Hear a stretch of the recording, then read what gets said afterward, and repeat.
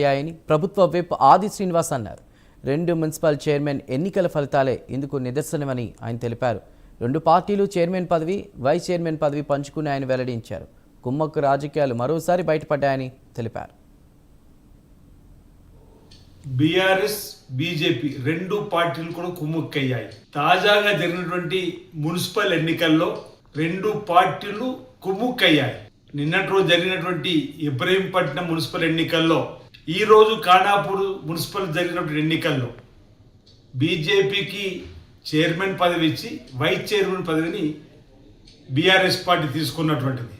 అంటే మొదటి నుంచి మేము చెప్తా ఉన్నాం, బీజేపీ బీఆర్ఎస్ పార్టీలు 2 కూడా ఫెవికాల్ బంధంతో, విడదీయరాని బంధం, ఫెవికాల్తో అతుకున్నది ఎలా ఉంటుందో అలా ఉంటుందని చెప్పని మేము మొదటి నుంచి కూడా చెప్తున్నాం. నిదర్శనం మాట చెప్తున్నాం.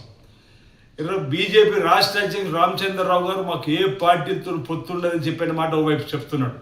మరి ఈ అంశం వారి దృష్టికి రాలేదా, ఈ విషయం వారికి తెలదా అని అంటున్నాం. ఈరోజు ప్రజాస్వామ్య గెలుపంటూ మాటలు దాటవేసే ప్రయత్నిస్తున్న కేటీఆర్ గారు ఈ పరిణామాలపైన కిమ్మనుకుంటూ ఎందుకు ఉంటున్నాడనేది కూడా చెప్పాలి. అంటే లోపల 2 పార్టీలు ఒకటే అని చెప్పని ఈ మున్సిపల్ ఎన్నికల ద్వారా తెలిసినటువంటి సందర్భాన్ని గుర్తు చేస్తూ, తెలంగాణ రాష్ట్రంలో బీఆర్